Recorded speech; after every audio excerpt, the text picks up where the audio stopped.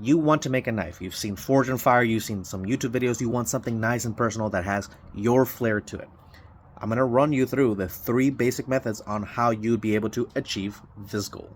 Method 1 would be forging, right? Blacksmiths have existed for millennia, I would say. You can take a piece of metal, you can forge it into a rough shape, you then grind it, sharpen it, go through the thermic process of tempering it, quenching it, not in that order, quenching it, then tempering it. You sharpen it, you put a handle on it, and you call it a day. The only issue with actually doing all that would be the fact that it's kind of expensive because you need an anvil, you need tools, you need a forge, which is very expensive in some cases. Method number 2, and this is very widely used, is the stock removal method. So you will get a piece of steel, which is commercially available on all sorts of places online, like Amazon, eBay. Get a piece of steel, right? 1085, 1095, 5160, 01, everything available to you. You will take an angle grinder, you will shape it in whatever way you want, because one of the hardest parts is getting a piece of steel to be forged very flat. You can just cut it out, draw whatever shape you want, and then you sharpen it. Then go through the thermic process, put a handle on it, and bam. This is a little bit more involved, but it's very, very simple compared to actually forging it from scratch. And lastly, the method that I recommend for every beginner is to start out with a kit. There's plenty of people who have pre-made blanks. So the knife is technically done, but it needs a handle. I recommend doing that first. Or having a blank that doesn't have a bevel, so you can take a file, grind it, sharpen it, put whatever edge you would like on it. But the thermic cycle, which is the most expensive part really, and the most tool-intensive part, is mostly done. So you can just have something very personal because you're putting effort into it, your own flair, and whatever handle you'd like to it, and it looks pretty. It's unique. It's you. It's a great way to get your feet wet, if you will. Regardless of which method you choose, that doesn't make you any less of a knife maker. It doesn't make you less of a blacksmith. It doesn't make you less of anything. It's a wholesome community, and we have to support one another.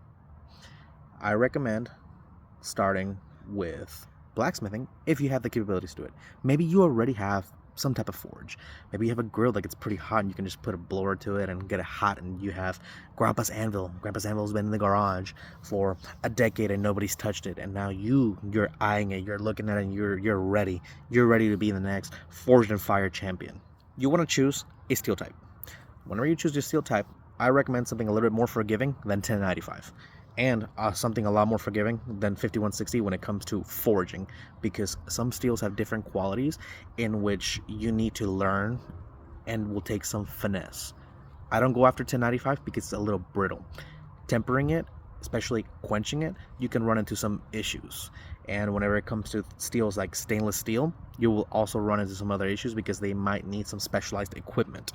Like, I know some steels require you to heat them up and wrap them in a foil, like an actual like stainless steel foil, to have no oxygen inside the environment, so it avoids scale and other brittle factors, which I'm not entirely too familiar with because that is not my niche. Okay, so just blabbing. What steel? Well, I really like and I enjoy working with the 10 series, right? So 1095, 1075, and 1085, very good steels.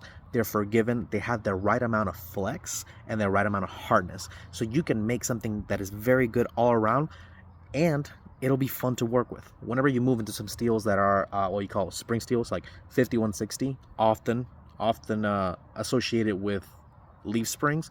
Some of them are, some of them aren't. It's going to be significantly harder to forge. You'll be able to tell extremely quickly when you start hitting a piece of 5160 versus hitting a piece of 1085. You right away tell the difference. Amazon and eBay has great small scale orders of steel, so you can get 4 bars that are about a foot long for a very affordable price, of wide varieties of thickness and width, length, stuff like that. So if you don't want to sink into buying $80 or $150 worth of steel for having 30 linear feet of a certain stock, just to find out that maybe you don't like that thickness and that doesn't particularly align with your goals, you can just get a sample pack as well. They sell them on eBay. We have chosen our steel. We want to have a design. I really recommend a basic hunting knife design. We can endlessly discuss different types of designs and which was better for your application and stuff like that. But we know that we need to get the metal very hot. We know we need to forge it into whatever rough shape we would like it to be. And then we need to machine it into a shape. Let's say that you might need a angle grinder because that is the most cost-effective way of making the shape that you desire. If you don't want to sink, let's say, $500 into a belt grinder and you have a $40 angle grinder with a cutoff wheel and a grinding wheel and a flap disc, you can make everything happen, even in the handle. You will also have to be familiar with tempering and the thermic cycle of steel. Most high carbon steels will need to be heated up to a very critical temperature, usually non-magnetic. That's why you see a lot of people poking with a magnet, and then quenched in oil and or water and or special quenching liquids. There are some companies that make liquids specifically for knife making. I don't particularly see the point in that when you can just quench in water or oil. I usually quench in oil. So don't go full out and see that a gallon of quenching fluid is $100 and you're going to need like 2 gallons to fill up whatever container because you want to make something relatively large. Don't even worry about it. You're going to quench in water, you're going to quench in oil, how people have been doing it for millennia. Now this is a step that overlaps into stock removal. After you have forged your shape, obviously you would have a rough outline of the knife that you want to make. When it comes to stock removal, you already have a piece of steel. You use your angle grinder or whatever facilities, you can do it from scratch. You can take a file to it if you really feel motivated, which is something that I have done because it was just kind of fun. I had the time, but now I'm getting older. I don't want to file by hand. Angle grinder with very cheap wheels, you can have a very handsome shape for less than $50 in materials, and these tools, you keep on using them. You're not gonna wear down one of those grind wheels. The cutoff, yeah, but not the grind wheel for sure. You want to research bevels and what kind of edge you would like. There is things like full grind, there is flat grinds, hollow grinds, Scandi grind or Scandi edges, straight edges, beveled edges, so it's just sharp on one side. Pretty simple, pretty basic, but you already know this, huh? You already have an idea in your mind of what knife you want to make. With the stock removal, obviously you will need to take it through the thermic cycle. You have your thermic cycle, you are done. Now you're sharpening it, you have a nice shape. Now you need a handle. When it comes to handles, I'm mostly just gonna bring up the fact that there is 2 main conventional ones. We're not talking about folding knives here, because I would go into another spiel. Full tang, which you'll see the outline of the whole knife, and it will need scales. There's also varieties of full tang, where it's like partial full tang, and there's rat tail tang, which essentially you drill holes in the wood and you stack it. Imagine a screwdriver, and then you shape whatever handle shape you'd like, and bam! Every tool has a use, so I'm not going to go on the deep end of which is better, which is what. It's whatever you like. This is your project. You wanting to do this. You're going to use it no matter what. I personally like rat tail handles because you can do a whole lot and combine a bunch of different woods at an easier rate, and it's just particularly what I like doing. You're going to want to fixate the handle to the knife one way or another. A lot of people use wood glue, but I don't really recommend wood glue. Epoxy is the way to go.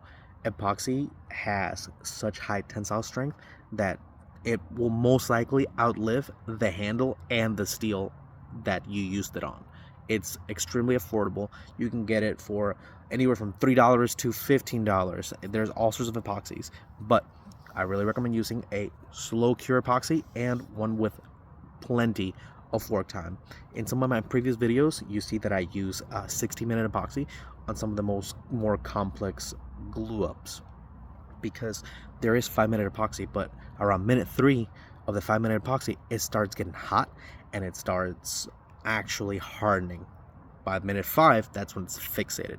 So whenever you have a 30-minute epoxy, 20-minute epoxy, 60-minute epoxy, let's say 3-hour epoxy, you have time to mess up, you have time to tweak, and you have time to mock up everything you actually need. So go after a long or slow curing epoxy because it'll be more beneficial, especially when you start.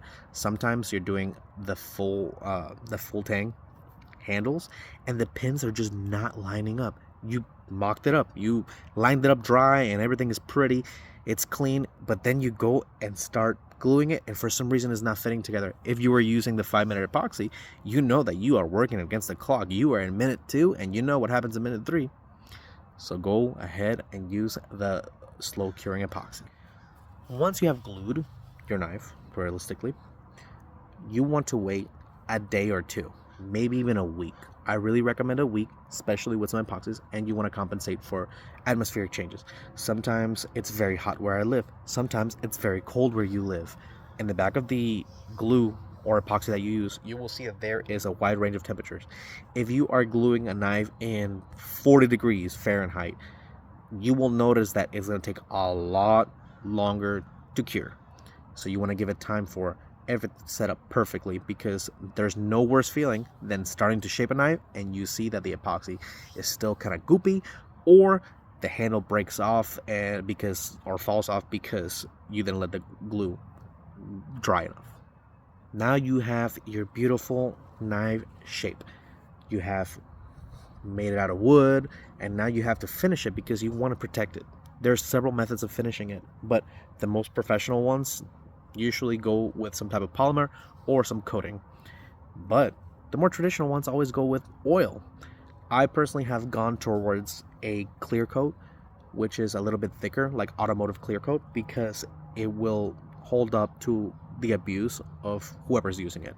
If you're taking your knife hunting and you are butchering an animal, well, you oil your handle, well, now your handle made out of a very nice light wood is going to be stained red from the goopies of hunting because it's just oil. But if it's in a clear coat, not advertising clear coats, this is just my opinion, clear coat, you won't have that, and it will have less time to shift. It will have less time for the humidity to leach into it, and you don't need to constantly reapply it.